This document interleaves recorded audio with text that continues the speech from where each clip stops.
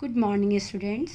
आज हम लोग वर्कशीट नंबर 51 आनुवांशिकता और जैव विकास के बारे में पढ़ेंगे। सबसे पहले हम पढ़ चुके हैं कि प्रभावी व अप्रभावी लक्षण क्या होते हैं। तो प्रभावी लक्षण वह लक्षण जो अगली पीढ़ी में अपने आप को प्रदर्शित कर पाते हैं, प्रभावी लक्षण कहलाते हैं। उदाहरण गोल बीज, बैंगनी फूल। कैपिटल लेटर से प्रभावी लक्षण को हम प्रदर्शित करते हैं। दूसरा है अप्रभावी लक्षण, वह लक्षण जो अपने आप को अगली पीढ़ी में प्रदर्शित नहीं कर पाते, अप्रभावी लक्षण कहलाते हैं। अप्रभावी लक्षण को हम स्मॉल टी से डिनोट करते हैं। प्रश्न संख्या 2 है, पृथक्करण के नियम को दिखाने के लिए एक संकर क्रॉस का चित्र बनाइए।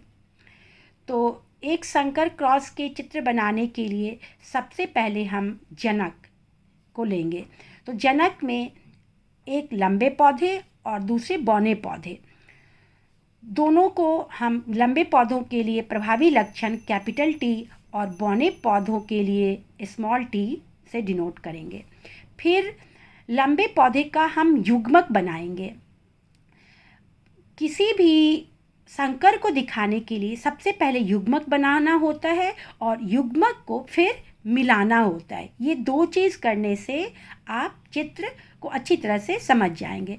तो युग्मक जैसे ये जोड़े में है, लंबे पौधे कैपिटल टी, तो युग्मक बनाएंगे तो ये आधा हो जाता है। समसूत्री विभाजन के द्वारा आप जानते हो कि युग्मक आधा हो जाता है, तो ये एक टी और ये एक टी। इसी तरह बौने पौधे भी को भी हम युग्मक बनाएंगे, तो स्मॉल टी और स्मॉल टी।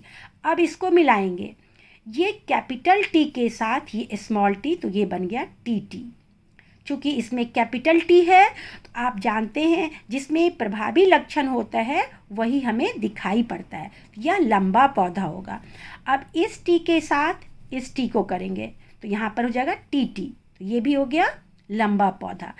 फिर इस टी के साथ इस टी को तो टी टी, तो ये भी हो गया लंबा पौधा। फिर इसके साथ इसको करेंगे तो टी टी, ये भी हो गया लंबा पौधा। तो F1 पीढ़ी में चारों लंबे पौधे प्राप्त होंगे।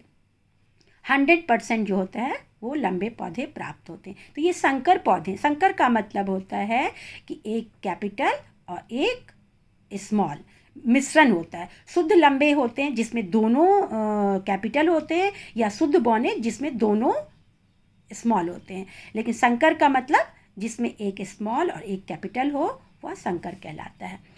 अब इसको फिर हम F2 पीढ़ी में दिखाएंगे। तो आपने देखा F1 पीढ़ी में हमें सारे लंबे पौधे प्राप्त हुए थे, तो F2 पीढ़ी में हम इसका स्वपरागन करेंगे।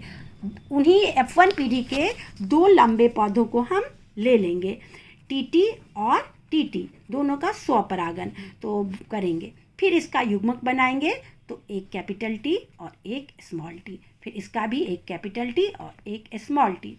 अब इस युग्मक का हम मिलान करेंगे, इस कैपिटल टी के साथ इस कैपिटल टी, ये हो गया शुद्ध लंबा, क्योंकि इसमें दोनों टी जो है लंबे हैं। फिर इस टी के साथ ये स्मॉल टी, तो ये हो गया संकर पौधे।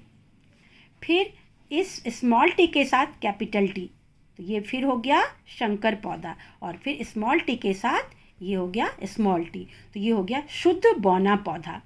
तो F2 पीढ़ी में कितने पौधे प्राप्त हुए? 3 लंबे, इसमें टी प्रभावी है, इसमें भी टी प्रभावी, इसमें टी प्रभावी। 3 लंबे पौधे और एक बौने पौधे, तो 3:1। F2 पीढ़ी का जो अनुपात होगा, जीनोटाइप और फिनोटाइप हमने बता चुके हैं आपको। जो प्रभावी लक्षण दिखाई देता है उसको हम कहते हैं फिनोटाइप। तो इसमें 3 लंबे पौधे दिखाई दे रहे हैं, 3 और 1 का अनुपात, ये फिनोटाइप हो गया। और जीनोटाइप, जीन का अनुपात क्या है? 1:2:1।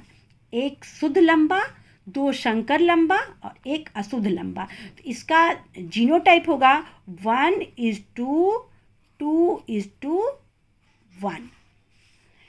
अगला प्रश्न है, विषम युग्मजी की परिभाषित कीजिए। विषम युग्मजी इसको हेट्रोजाइगस कहते हैं। जब किसी लक्षण को नियंत्रण करने वाले जीन के दोनों अलील असमान हो। अलील क्या होता है? यही अलील है। ये समान जिसमें टी और टी, और जिसमें असमान एक स्मॉल और एक कैपिटल हो, तो उसे हेट्रोजाइगस या विषम युग्मजी कहते हैं। जैसे एक कैपिटल टी और एक स्मॉल टी। चौथा प्रश्न है, एक लक्षण वंशानुगत तो हो सकता है परंतु व्यक्त नहीं, इस कथन की पुष्टि कीजिए। तो इसका आंसर है हाँ, यह संभव है कि एक गुण विरासत से मिला हो परंतु व्यक्त नहीं किया जा सकता। उदाहरण, जब शुद्ध लंबे मटर के पौधों को शुद्ध बौने पौधों के साथ क्रॉस करते हैं तो F1 पीढ़ी में सभी लंबे पौधे होते हैं जो प्रभावी लक्षण को दिखलाते हैं।